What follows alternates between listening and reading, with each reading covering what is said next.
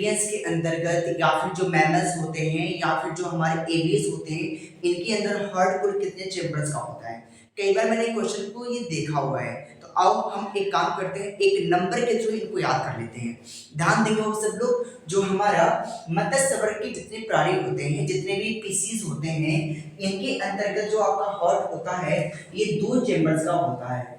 ठीक, इसके अलावा जो हमारे एम्फीबियंस होते हैं, जो हमारे उभयचर होते हैं, ठीक है, इनके अंदर हार्ट हमारा 3 चेम्बर्स का होता है। ठीक है, लेकिन ध्यान ये दीजिएगा, मगरमच्छ के अंदर नहीं होता है।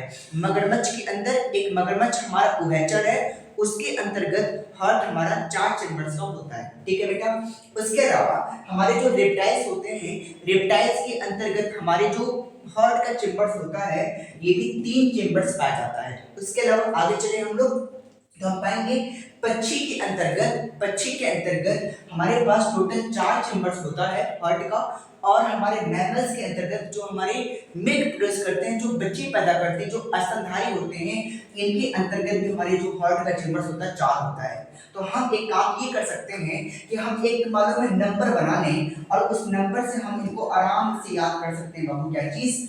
2 3 3 4 4। हम यदि एक 5 नंबर का कोड याद कर लें, 5 नंबर का कोड कौन सा?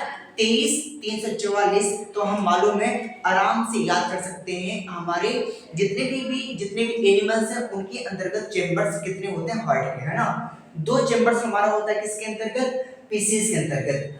ठीक है, एम्फीबियंस और रेप्टाइल्स के अंतर्गत हमारे 3 चेम्बर्स होते हैं, और एवीज और मैमल्स के अंदर हमारे 4 चेम्बर्स होते हैं। आई होप सबको समझ में आया होगा खूब अच्छे से।